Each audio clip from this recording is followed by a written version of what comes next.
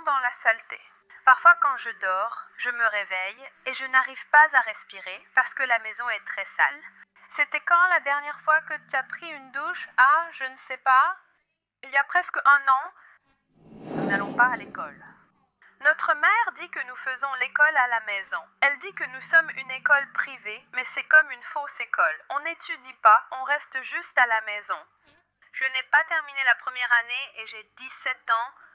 En janvier 2018, Jordan Turpin, une jeune fille de 17 ans, a réussi à s'enfuir de chez elle et a dénoncé les abus qu'elle subissait de la part de ses parents. Elle et ses 12 frères et sœurs étaient enfermés à l'intérieur de la maison, certains même enchaînés. L'affaire a éclaté et a surpris le monde entier en raison des scènes macabres qui ont été découvertes à l'intérieur de la maison. Bonjour les mystérieux, je suis Fabio Carvalho. Si vous êtes nouveau sur la chaîne, abonnez-vous dès maintenant et activez la cloche pour recevoir une notification à chaque fois qu'une nouvelle affaire est publiée. Laissez un like, laissez aussi votre commentaire. Et si vous voulez et pouvez aider la chaîne Archivo Mysterio à continuer avec cette atmosphère d'interprétation audio, il suffit de cliquer sur le bouton ci-dessous « Devenir membre » et de vérifier quel niveau vous convient le mieux. Selon votre niveau, vous accéderez à des contenus et affaires exclusifs, non disponibles seul au public. Les messages sont passés, passons à l'affaire d'aujourd'hui.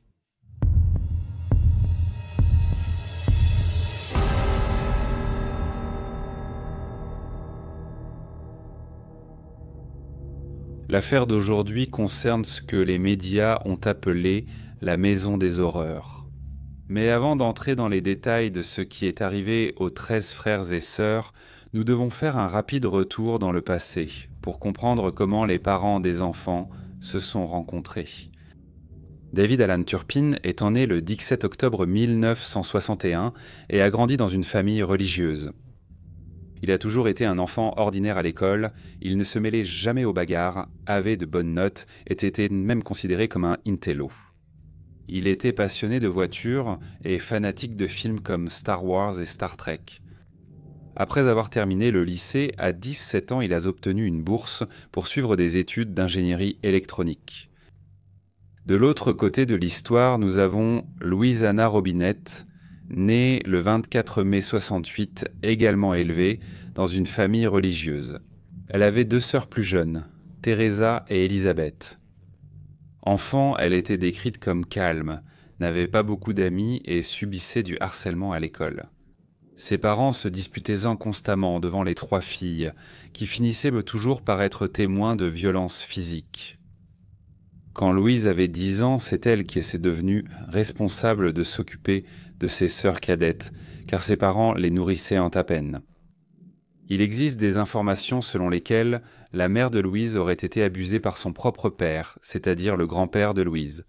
Et c'était un homme très puissant, avec une forte influence en politique, propriétaire de la première station-service et des autres stations de la région.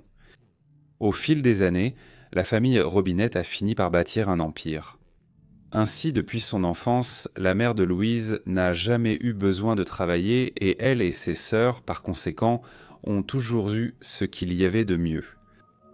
À la mi-83, David avait 21 ans et Louise 14 lors de leur rencontre.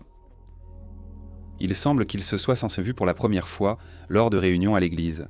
Ils n'ont jamais caché leur romance et cela n'était pas bien vu par les parents de Louise. Mais eux, en tant que parents, n'étaient pas non plus un bon exemple et n'étaient pas très présents. Qu'est-ce qui a poussé Louise à avoir en David une chance de quitter la maison ? Comme David n'était pas autorisé à aller chez Louise, il avait l'habitude de la retrouver à la sortie de l'école. La relation entre eux a duré environ 1 an et elle menaçait chez elle qu'à tout moment elle partirait définitivement avec lui pour ne jamais revenir. Surtout parce qu'en 84, David venait tout juste d'obtenir son diplôme en ingénierie électronique et il était à la recherche d'un emploi. Ses parents, voyant que cela pouvait entacher le nom de la famille, ont suivi les doctrines religieuses et ont décidé d'autoriser leur mariage. Ce qui a fini par arriver l'année suivante, en février 85, lorsque David avait 23 ans et Louise 16 ans. À cette époque, David avait déjà un emploi. Louise a pris le nom de Louise Anna Turpin. Elle a quitté l'école et n'a jamais terminé le lycée. Il existe un ordre chronologique détaillé, avec des informations parallèles pendant la période où les enfants naissaient. Avec les changements dans la vie du couple, cela a abouti à la façon dont les enfants ont finalement été traités. Et, pour que ce ne soit pas trop confus, je vais d'abord faire un résumé sur la naissance des enfants. Ensuite, j'expliquerai à propos du couple et les faits de la narration, sans omettre les informations essentielles de cette affaire. Au cours de 18 ans, David et Louise ont eu 12 enfants. Le 13e enfant est né 9 ans après le dernier.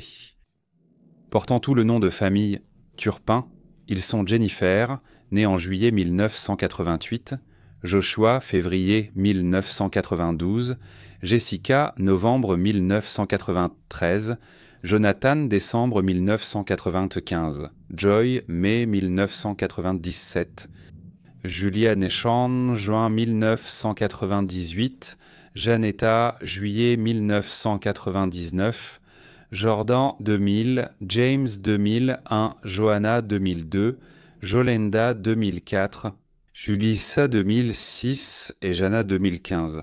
Au total, il y a 10 filles et 3 garçons. En ayant cette vision des enfants, il est possible de comprendre la vie du couple dans les années 90 et dans les années 2000. En vivant à Fort Worth, au Texas, David progressait bien dans sa profession et changeait de ville chaque fois qu'il obtenait une promotion. Au total, la famille a déménagé 3 fois. Il a même réussi à obtenir un salaire annuel. Il a même réussi à gagner des salaires annuels d'environ 150 000 $, soit environ 12 500 $ par mois. Avec le temps, à mesure que de nouveaux enfants naissaient, les dépenses augmentaient. Il est aussi arrivé un moment où le couple a commencé à devenir accro aux jeux de hasard, une addiction qu'ils n'ont plus réussi à abandonner une fois commencée. Les dépenses devaient être réduites et ceux qui en souffraient étant directement étaient les enfants. Déjà là, dans les années 90, quand le couple avait environ 4 ou 5 enfants, les enfants ont cessé d'avoir 3 repas par jour et sont passés à seulement 2. L'une des sœurs de Louise, Elisabeth, rendait encore visite au couple ou recevait leurs visites, et elle a remarqué que l'éducation des enfants était très stricte. Par exemple, elle voyait que les enfants demandaient toujours la permission de manger, même si l'assiette était déjà sur la table. Si Louise était en train de parler et ne répondait pas, les enfants ne mangeaient pas. Elle ne le faisait que lorsqu'elles y étaient formellement autorisées. Une autre chose est qu'elle ne se souvient jamais d'être restée seule avec aucun des enfants, à aucun moment. Au moins Louise ou David étaient toujours à côté. Mais jusque-là, rien qui puisse alarmer des tiers. C'était apparemment une éducation sévère. Lorsque le couple avait encore 7 enfants, les problèmes financiers sont devenus critiques.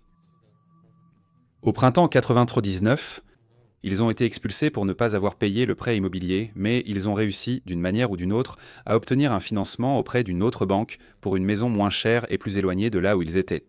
Allons maintenant à Rio Vista, toujours au Texas, une petite ville de moins de 1000 habitants, considérée comme une petite zone rurale. Il n'avait pas de voisins, de murs, mais les terrains n'étaient pas grands. Et comme dans toute petite ville, les nouveaux voisins qui arrivent sont généralement accueillis. Les voisins du coin essayaient de se lier d'amitié, frappèrent à la porte, mais chaque fois qu'ils le faisaient, personne ne répondait. Dans la nouvelle maison, David a acheté des cochons, des chèvres, des poules dans une petite tentative d'autosuffisance et, en plus de cela, 2 chiens de compagnie de race chihuahua. Non. En ce qui concerne le traitement des enfants, les choses ont commencé à devenir beaucoup plus dures. Si elles étaient hautes à la porte, elles n'étaient pas autorisées à parler aux voisins. Elles ne pouvaient même pas dire leur nom si on le leur demandait. Les enfants étaient vus à part le voisinage lorsqu'elles allaient et revenaient de l'école dans le van de la famille. Mais Louise et David ne parlaient jamais à personne, même lorsqu'ils étaient en vue dans les supermarchés, par exemple. Le quartier comptait beaucoup d'enfants et ils savaient que dans la maison des Turpins, il y avait d'autres enfants, donc au début aussi. Quelques enfants sont venus à la maison de la famille pour inviter les frères et sœurs à jouer et Louise les chassait simplement en criant. Ces enfants étaient vraiment sévèrement punis lorsqu'ils tentaient d'entrer en contact avec eux, même à travers la fenêtre. L'école des enfants a commencé à envoyer des notifications aux couples, se plaignant de l'hygiène des garçons, parlant de vêtements sales et même de poux. Après l'un de ces avertissements particulièrement stricts, indiquant que les enfants semblaient sentir l'urine et les excréments, le couple a tout simplement décidé de retirer tout le monde de l'école. Après cela, David et Louise laissaient les enfants dans la chambre tout le temps. Elles ont commencé à vivre dans des conditions inhumaines, où elles étaient parfois enchaînées à leur lit et nourries une fois par jour. Étant une enfant, elles ne sortaient de la chambre que pour aller à la cuisine se nourrir. Et elles devaient faire cela en silence, et il ne leur était pas toujours permis d'utiliser les toilettes. Cette situation où elles étaient un peu nourries une à la fois fonctionnait à peu près comme ceci. Louise appelait l'un des enfants, celui-ci allait à la cuisine et pouvait manger debout. Il allait aux toilettes dès qu'il avait fini. Rapidement, il se brossait les dents et se lavait les mains, puis il retournait dans la chambre afin qu'un autre enfant puisse faire de même. Dans la salle de bain, en se brossant les dents, elles respectaient un strict régime d'utilisation de l'eau. Si elles mouillaient leurs mains au-dessus des poignets, Louise considérait qu'elles jouaient ou gaspillaient de l'eau et elles étaient alors punies. Les punitions étaient toujours psychologiques et physiques, mais les physiques n'impliquaient pas encore de violence corporelle. Il s'agissait de la perte du droit au repas du jour, de ne pas boire d'eau ou d'être enchaîné au lit pendant des jours. Les membres de la famille n'obtenaient jamais l'autorisation de leur rendre visite. Le couple trouvait toujours des excuses pour éviter toute visite et cherchait à s'isoler au maximum. Musique. Pendant la période où ils ont vécu là-bas, le couple a eu 5 autres enfants, ce qui fait maintenant 12. Musique, Zanoto. À ce moment-là, David et Louise ont construit une sorte de cage humaine dans le sous-sol de la maison, à utiliser comme punition pour les enfants qui ne respectaient pas les règles.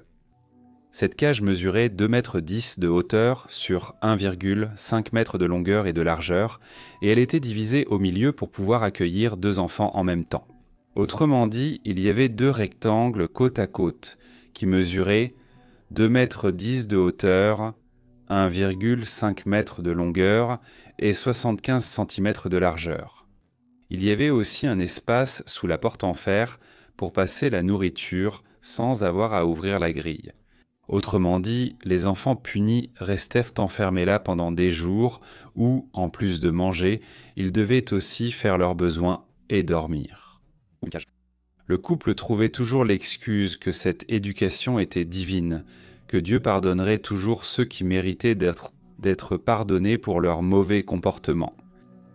Les garçons étaient constamment obligés de lire et de mémoriser des passages de la Bible. Pour ceux qui ne savaient pas encore lire, ils devaient écouter les passages lus par leurs frères. Le couple a également loué, pendant une courte période, un appartement plus petit au Texas et parfois, ils y passaient des saisons. Mais ils y allaient en seuls, n'emmenant que 2 des plus jeunes enfants, qui à l'époque étaient pratiquement des bébés, et le reste restait enfermé dans la maison. Sans nourriture et n'ayant accès qu'à l'eau du robinet, David leur apportait de la nourriture en conserve de temps en temps, c'était la laissait là et repartait. On peut se demander pourquoi les enfants ne se sont pas enfuis à l'époque. Il est très important de souligner ici que tous subissaient un lavage de cerveau, ainsi que divers types de tortures physiques et psychologiques. Et les frères et sœurs aînés, Jennifer et Joshua, étaient obligés de s'occuper des plus jeunes, sans jamais les laisser sortir. Si quelque chose arrivait, c'était eux qui seraient punis des manières les plus perverses qu'ils connaissaient eux-mêmes très bien. Ils n'avaient aucune idée de ce qu'était le monde extérieur pour savoir si cela valait la peine d'essayer de s'enfuir ensemble. Mais même s'ils y parvenaient, où iraient-ils ? Ils pensaient que la méthode d'éducation qu'ils avaient à la maison était la même partout ailleurs. En 2010, David a perdu son emploi. Le couple était retourné vivre dans la maison car il ne pouvait plus payer le loyer de l'appartement. Mais il n'a pas fallu longtemps avant qu'il ne puisse plus non plus payer le crédit de cette maison, qui, rappelons-le, était déjà une 2e maison, après avoir perdu la première. Comme ils savaient déjà qu'ils allaient perdre le bien, ils ont simplement pris les enfants et sont partis, laissant tout derrière eux. L'abandon a été découvert avant que la banque n'arrive, lorsqu'un voisin a entendu les chiens pleurer et aboyer de faim et a décidé d'aller voir sur place. En constatant qu'il n'y avait personne dans la maison, il est entré pour nourrir les chiens et a vu tout ce qu'il y avait là. Une saleté énorme, une odeur désagréable, il y avait des déchets, de l'urine et des excréments partout. La cage au sous-sol n'a jamais été considérée comme une punition humaine, car elle ressemblait plutôt à une niche pour chiens. Le couple a alors déménagé dans une maison du quartier, à Paris, en Californie. Et, en 2011, David a obtenu un nouvel emploi comme ingénieur informatique dans une grande entreprise de construction. Et il a recommencé à gagner environ 150 000 par an. Mais à cette époque, il devait maintenant déjà plus de 250 000 et, à cause de cela, ils ont déclaré faillite. Mais cela ne les a pas empêchés de continuer à dépenser. Dans ce nouvel emploi, David travaillait de 14h à 22h. Et un matin très tôt, un voisin a vu quelque chose de très étrange, à l'intérieur de la maison. Vers minuit, il a vu les enfants défiler dans le couloir à l'étage. Les enfants se réveillaient à 22h et allaient endormir vers 6h du matin. Ils dormaient en moyenne 16 heures par jour. Sans une alimentation adéquate et équilibrée, elles se sentaient faibles tout le temps. La nourriture, qui n'était désormais donnée qu'une fois par jour, lorsqu'elle n'était pas punie, était toujours du pain avec du beurre de cacahuète et des restes de burritos. Les parents commandaient en livraison et, s'ils ne les mangeaient pas, les gardaient bonnes pour les donner. Cette même année, David a eu l'idée d'enregistrer la propriété comme une école privée. La maison est apparue dans les registres de l'État comme une institution non religieuse, inaugurée en 2011. Il y avait 6 élèves inscrits, tous enfants du couple. En 5e, 6e, 8e, 9e, 10e et 12e année, David était mentionné comme étant le directeur. C'était le prétexte légal pour garder les enfants à la maison 24 heures sur 24. Par la suite, même une photo des enfants tenant des diplômes a été publiée sur Facebook. Des diplômes fictifs achetés en ligne. Nous n'allons pas à l'école. Notre mère dit que nous faisons l'école à la maison. Elle dit que nous sommes une école privée, mais c'est comme une fausse école. On n'étudie pas, on reste juste à la maison. Je n'ai pas terminé la première année et j'ai 17 ans. À cause de la pelouse devant la maison qui est complètement négligée. Une fois, la mairie a envoyé une notification à la propriété exigeant l'entretien du jardin car la négligence entraînait une amende, puisque l'image d'une maison abandonnée fait baisser la valeur des autres maisons du quartier. À cause de cela, David a obligé certains de ses enfants à faire ce travail. Ce travail n'était effectué que par eux, mais sous sa supervision, qui avait lieu la nuit, toujours après que David rentrait du travail. En février 2011, après 26 ans de mariage, David et Louise ont décidé de renouveler leurs vœux de mariage lors d'un voyage à Las Vegas. Pendant tout un week-end, ils sont partis seuls, laissant les 12 enfants dans la maison. Ils ont continué à dépenser malgré la faillite. En raison des photos publiées de la cérémonie, les familles se sont demandé où étaient les enfants. Pourquoi n'apparaissaient-ils pas sur les photos ? Les familles se sont inquiétées de savoir si les enfants allaient bien ou non. Et alors, le frère de David, avec sa femme et leurs 5 enfants, voulait vraiment aller voir le couple et leur neveu en personne. Et d'une certaine manière, ils ont fini par décider d'aller à Disney pour faire un voyage en famille en juillet de cette même année. Tous, David, Louise, les 12 enfants, ainsi que le frère de David, sa femme et leurs 5 enfants. Ce serait une grande occasion pour le couple de montrer que la famille allait bien, disons-le ainsi. C'était pratiquement la première fois depuis de longues années que tous avaient pris un vrai bain. Nous vivions dans la saleté. Parfois, quand je dors, je me réveille et je n'arrive pas à respirer parce que la maison est très sale. Quand as-tu pris ta dernière douche? Ah, je ne sais pas, il y a presque un an. En septembre 2013, le couple est retourné à Las Vegas pour renouveler à nouveau ses vœux de mariage. Et cette fois, ils ont emmené tous les enfants. Cependant, à la maison, ils restaient toujours dans leur chambre, sans accès à la télévision, aux journaux. Certains ne savaient même pas lire ou écrire. David et Louise privaient leurs enfants de connaissances de base. Ils étaient toujours enfermés dans leur chambre, ne mangeant qu'une seule fois par jour. La maison avait 4 chambres. Une était occupée par le couple et les 3 autres chambres avaient chacune 2 lits superposés, ce qui faisait que 4 enfants dormaient dans chaque chambre. Chaque lit superposé avait sa propre chaîne et son propre cadenas. Les draps n'étaient jamais lavés. Le traitement réservé aux enfants les plus âgés, Jennifer et Joshua, était d'une certaine manière différent. Peut-être en raison de l'exécution des tâches données par les parents, ils finissaient par avoir quelques avantages. Jennifer et Joshua ont reçu un smartphone chacun. Ils étaient aussi les seuls à avoir le droit de regarder des dessins animés à la télévision, mais seulement lorsque les parents étaient le présent. Il convient de noter qu'à ce moment-là, Jennifer et Joshua avaient chacun plus de 20 ans. En 2014, Louise est tombée enceinte et au début de 2015, Jana est née, le 13e enfant du couple. Elle publiait souvent des photos de sa fille avec elle ou avec David sur les réseaux sociaux, mais jamais des autres enfants. Quand les gens demandaient dans les commentaires « Et les autres enfants, comment vont-ils ?» Montre-les aussi. Elle donnait toujours l'excuse que c'était très difficile de prendre une photo avec eux tous ensemble. En 2015, ils sont retournés à Las Vegas pour renouveler une fois de plus leurs vœux de mariage, cette fois pour célébrer le 30e anniversaire du couple. En 2016, Jennifer a laissé sa sœur Jordan utiliser son smartphone pour regarder les photos. Mais à cette époque, alors qu'elle avait 15 ans, elle a fini par aller sur Internet et Jennifer l'a vue. Immédiatement, elle a prévenu leur mère qui est devenue furieuse et elle s'est jetée sur Jordan, serrant très fort son cou.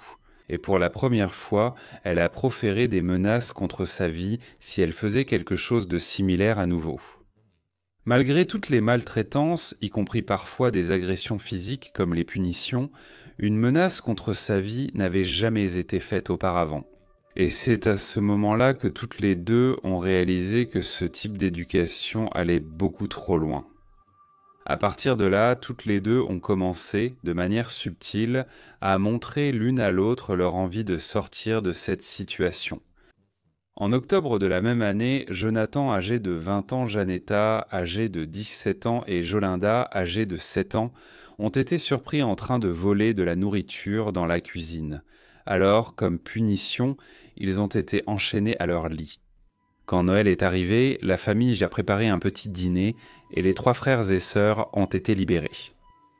Mais ils ont seulement été libérés pour rester au salon, observant leurs parents et frères et sœurs célébrer la journée. Les 3 frères et sœurs, qui étaient punis depuis 2 mois, sont restés debout, sans manger, et sont retournés aux chênes lorsque la célébration s'est terminée. Le jour de la fête des mères de l'année suivante, en 2017, ils ont pris un nouveau bain et se sont préparés pour prendre une photo à publier sur Facebook. Autant sur cette photo que sur toutes les autres, les enfants semblaient jamais toujours heureux, mais ils étaient obligés de sourire. Dès que la photo a été prise, les vêtements ont été retirés et tout le monde s'est retourné dans sa chambre. Et les punitions ? Jonathan, Janetta et Jolinda étaient encore enchaînés depuis octobre de l'année précédente. Combien de tes frères et sœurs sont attachés? 2 de mes sœurs et 1 de mes frères, attachés avec des cordes et des chaînes. Ils sont enchaînés au lit. À la fin de 2017, Joshua a donné son téléphone portable à Jordan, car il venait d'en recevoir un nouveau. L'ancien appareil était désactivé pour les appels, mais il pouvait accéder à Internet via le Wi-Fi. Elle a alors créé un faux profil sur Instagram sous le nom de Lass Swan et avec le temps, elle s'est fait quelques amis en ligne. L'un d'eux était un jeune homme indien nommé Nalesh Podbar. Elle lui racontait comment était sa vie et il a clairement vu que quelque chose n'allait pas. Il lui expliquait à quel point tout cela était mal et l'a encouragé à s'enfuir. C'est lui qui lui a dit que même avec un téléphone sans ligne activé, il était possible de passer des appels d'urgence de n'importe où. Elle ignorait même que c'était possible. C'est lui aussi qui lui a expliqué ce qu'était le 911. Jordan a parlé avec Jennifer et elles ont convenu de passer cet appel le jour où elles arriveraient à s'enfuir. Elles n'essayèrent pas d'appeler depuis la maison, car elles ne connaissaient même pas l'adresse de la rue. Jordan prenait des photos d'elle et de ses frères et sœurs, mais en se concentrant sur l'état de la maison afin de les montrer aux autorités, lorsque ce serait possible. Et elle prenait les photos de cette manière, car si les parents prenaient le téléphone, ils ne se douteraient de rien. Et c'est ainsi que, le 14 janvier 2018 à 5h30 du matin, les deux ont réussi à s'échapper. Cependant, Jennifer a eu très peur d'être attrapée et punie et elle a décidé de revenir. Jordan a continué à courir et, dès qu'elle n'a plus du tout pu voir sa maison, elle a appelé le 911. 911, quelle est votre urgence? Oui, je suis toujours là. Quel est votre nom? Jordan Turpin. Où êtes-vous? Je ne connais pas l'adresse où je suis. J'ai fui ma maison, mais j'ai une enveloppe arrivée chez moi. Passez-le-moi. C'est sûrement l'adresse là-bas, mais j'ignore où je suis. Donnez-moi cette adresse, s'il vous plaît. Il n'y a que des chiffres? Ouais, donnez-le-moi, s'il vous plaît. Et ça doit être le code postal. Pour écouter la suite de cet appel, les développements de l'enquête, le rapport médical sur l'état physique des frères et sœurs, les déclarations des enfants lors des audiences et les lettres d'appel de David et Louise le jour du procès. Il suffit de cliquer sur ce lien et de découvrir la deuxième partie de cette affaire.